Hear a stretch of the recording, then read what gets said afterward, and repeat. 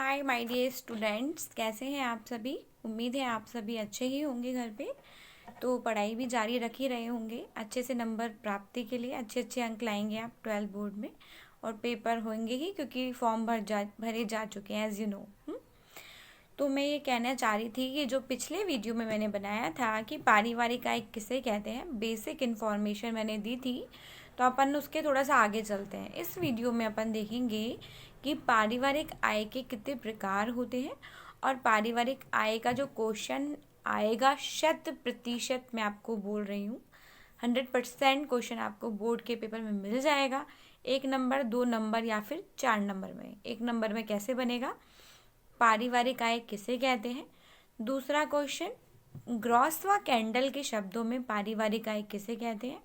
और तीसरा important question कि निकिल एवं डॉर्सी के अनुसार पारिवारिक आय किसे कहते हैं। ठीक है। नेक्स्ट क्वेश्चन, प्रत्यक्ष आय किसे कहते हैं। नेक्स्ट क्वेश्चन, अप्रत्यक्ष आय किसे कहते हैं। और नेक्स्ट क्वेश्चन, अमौद्रिक आय किसे कहते हैं। और नेक्स्ट क्वेश्चन है आपका कि मानसिक आय किसे कहते हैं। तो जो ये सारे क्वेश्चंस मैंने बताए हैं पेपर में मिल ही जाएंगे। और भी इम्पॉर्टेंट क्वेश्चन वो आपसे पूछ सकता है, बड़े क्वेश्चंस में आ सकता है कि पारिवारिक आय किसे कहते हैं एवं पारिवारिक आय के प्रकारों को विस्तार पूर्वक समझाइए। तो क्वेश्चन कैसे भी बन के आ सकता है, तो अपन इसको समझना शुरू करते हैं। Before it I am requesting कि प्लीज़ सब्सक्राइब माई चैनल। और जो मेरा वीडियो मैं बना रही हूँ अपने फ्रेंड्स के साथ शेयर करिए। अच्छे अंक उनको भी दिलवाइए, खुद भी लीजिए। ठीक है। मेरा उद्देश्य है आपको सफल बनाना एज ए टीचर। ठीक है, ये मेरा कर्तव्य है। तो चलिए शुरू करते हैं आज की क्लास का। तो हाँ भाई प्यारे बच्चों, पारिवारिक आय का अपन चित्र देख रहे हैं। पारिवारिक आय में मौद्रिक आय, वास्तविक आय या अमौद्रिक आय दे रखा है और थर्ड अपना दे रखा है मानसिक आय। इसको एक बार ब्रेन में फिक्स कर लो। ठीक है, कर लिया, आगे चलते हैं। वास्तविक या अमौद्रिक आय को 2 भागों में डिवाइड कर रखा है, प्रत्यक्ष आय और अप्रत्यक्ष आय। अब प्रत्यक्ष आय क्या है और अप्रत्यक्ष आय क्या है वो अपन समझते हैं। अब सबसे पहले अपन शुरू करते हैं मौद्रिक आय। मौद्रिक आय का शब्द ही समझ में आ जाना चाहिए। मौद्रिक आय वह आय है जो व्यक्ति को मुद्रा या धन के रूप में प्राप्त हो रही है। मुद्रा मतलब क्या है, करेंसी। अब अपनी करेंसी कौन सी है, 500 का नोट, 2000 का नोट, ठीक है, 20 रुपये, 100 रुपये। तो जो बेसिक लैंग्वेज में मैं बता रही हूँ कि परिवार को निश्चित समय में मुद्रा एवं धन के रूप में प्राप्त जो आय होती है वो मौद्रिक आय कहलाती है। आई बात समझ में। चलिए फिर ये प्यारे बच्चों कहता है प्राप्त होने वाली आय कहलाती है मौद्रिक आय। विभिन्न प्रकार के आर्थिक प्रयासों से प्राप्त होती है। भाई अपन काम करेंगे तभी तो आपको धन की प्राप्ति होगी, अर्थात वे कार्य जिनके द्वारा हम धनोपार्जन करते हैं या जिन कार्यों के बदले हमें आय प्राप्त होती है। मौद्रिक आय परिवार को विभिन्न स्रोतों से प्राप्त होती है, वो भी अपन समझेंगे।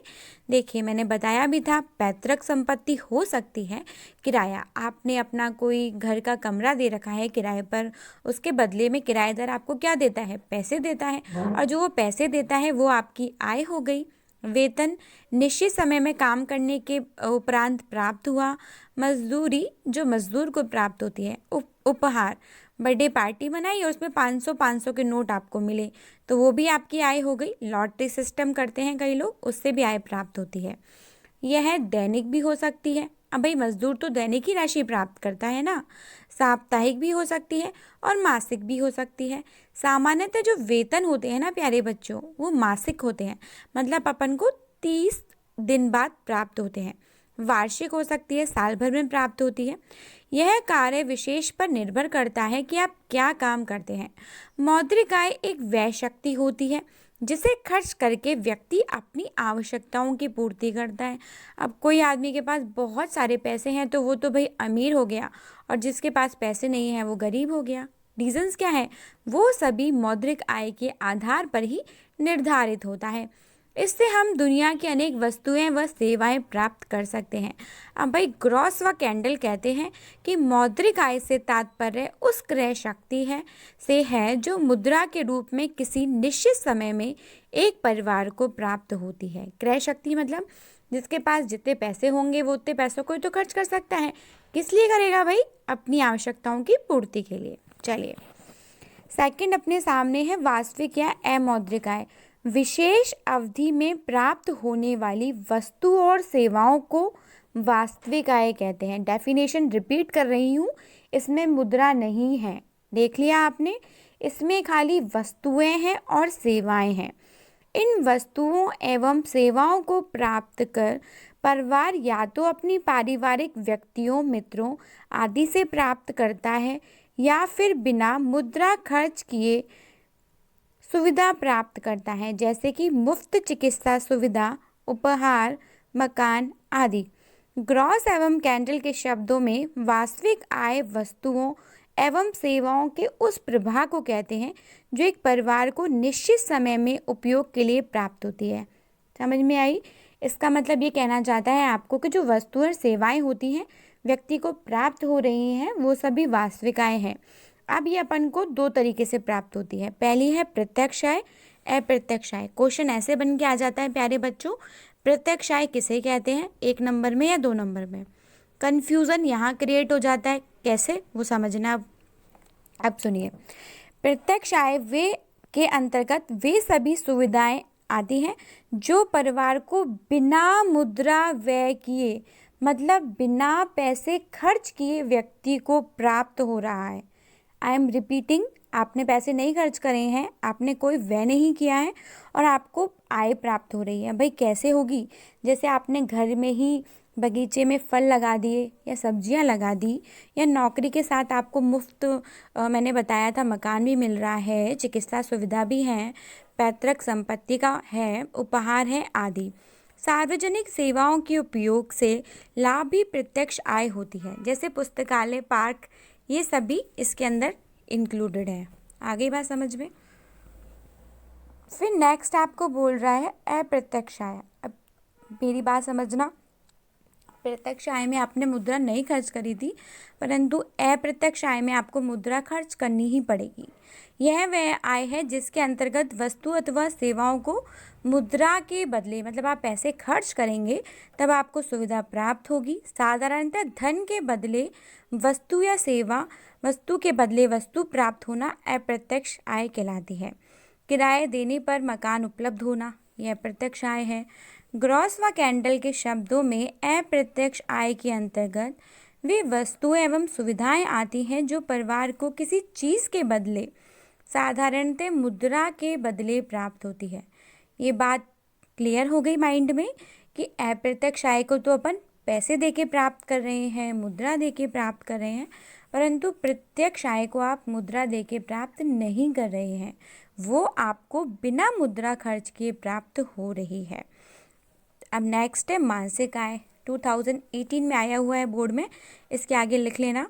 मुद्रा का व्यय करके मनुष्य किसी वस्तु को प्राप्त करता है। ठीक है, मान लीजिए आपने 20 रुपये खर्च करके एक किताब खरीदी और उसमें से बहुत सारे क्वेश्चन आपके एग्ज़ाम में आ गए और आने के बाद में आपको क्या हुआ, आनंद हुआ, आपके बहुत अच्छे नंबर आ गए, तो आपको क्या मिली, मानसिक संतुष्टि प्राप्त हुई।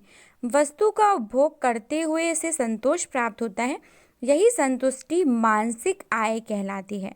मानसिक आय का केवल अनुभव किया जाता है, आप संतोष को सिर्फ फील कर सकते हैं, महसूस कर सकते हैं, है ना, आप उसको माप नहीं सकते, मेज़र नहीं कर सकते।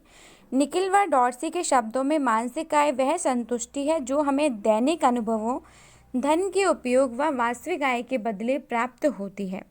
पारिवारिक आय के अधिकतम संतोष विवेकपूर्ण व्यय से होते हैं। ठीक है, इसके अंतर्गत अपन ने क्या देखा बेसिकली कि आय का उपयोग करके व्यक्ति सोचने विचारने की जो आवश्यकताएं होती हैं वो सभी इसमें इंक्लूडेड होती हैं। ठीक है प्यारे बच्चों, फिर अपन क्या करते हैं, उसका अधिकता से क्या करते हैं, उपयोग करते हैं। अधिकता से आप उसको क्या करते हो, यूज़ करते हो। ठीक है, मानसिक आय व्यक्तिगत होती है, मतलब व्यक्ति विशेष पे आधारित होती है मानसिक आय। मानसिक आय मतलब मेंटल इनकम, ठीक है। फिर नेक्स्ट अपन देख रहे हैं, यह एक आंतरिक भावना है जिसका संबंध मुख्यतः आत्मा के संतोष से होता है। किससे होता है? आत्मा के संतोष से होता है। परिवार के सभी सदस्यों की आवश्यकताएं, रुचि, लक्ष्य अलग अलग होते हैं तथा संतोष का स्तर भी भिन्न भिन्न होता है। परिवार के जितने भी जने होते हैं उनकी जो आवश्यकताएं हैं, इच्छाएं हैं, उनका क्राइटेरिया अलग अलग होता है, रुचि अलग अलग होती है, लक्ष्य अलग अलग होते हैं और उन्हें प्राप्त करना भी अलग अलग होता है। ठीक है। परिवार के सभी सदस्यों में अपन ने देखा, यही कारण है कि एक ही समय में समान वस्तुओं के उपभोग को प्राप्त करने वाला संतोष भी अलग अलग होता है। ठीक है। तो आई बात समझ में, जो मानसिक आय होती है, मेंटल इनकम, आपने कोई वस्तु काम में ली और उपभोग के बाद में आपको संतुष्टि प्राप्त हुई तो वह मानसिक आय कहलाती है। तो ये था आज का वीडियो, बहुत इंपॉर्टेंट सा। अगर अच्छा लगा तो प्लीज़ शेयर करिएगा, मेरे चैनल को सब्सक्राइब करिएगा और नोटिफिकेशन का बटन, घंटी का आइकन ज़रूर दबा दीजिएगा ताकि जितने मैं वीडियो बनाऊँ तुरंत आप तक पहुँच जाएँ। नेक्स्ट वीडियो में अपन देखेंगे पारिवारिक आय के विभिन्न स्रोत। चलिए, धन्यवाद।